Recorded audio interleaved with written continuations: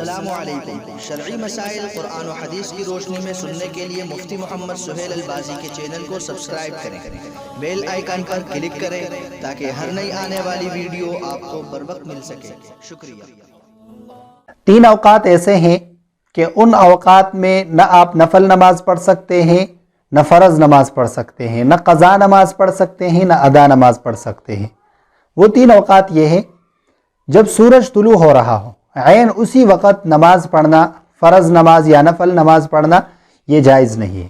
اس طریقے سے جب سورج غروب ہو رہا ہو اس وقت بھی نفل یا فرض نماز پڑھنا جائز نہیں ہے۔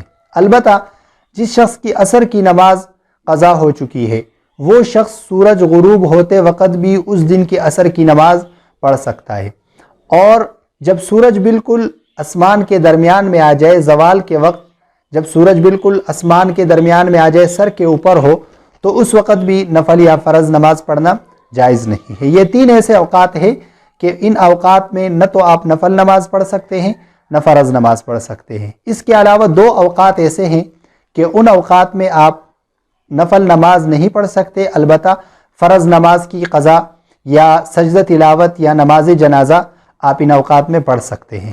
ان میں سے پہلا وقت جب فجر کی اذان ہو جائے، فجر کا وقت شروع ہو جائے، تو اس وقت سے لے کر اشراق کے وقت تک آپ کوئی بھی نفل نماز نہیں پڑھ سکتے، البتہ سجدہ تلاوت کر سکتے ہیں، اور اس طریقے سے قضا نمازیں آپ پڑھنا چاہیں تو پڑھ سکتے ہیں۔ اور عصر کی نماز کے بعد اس وقت میں بھی نفل پڑھنا جائز نہیں ہے، البتہ اگر فرض نمازوں کی قضا یا سجدہ تلاوت یا نماز جنازہ کوئی پڑھنا چاہے تو پڑھ سکتا ہے۔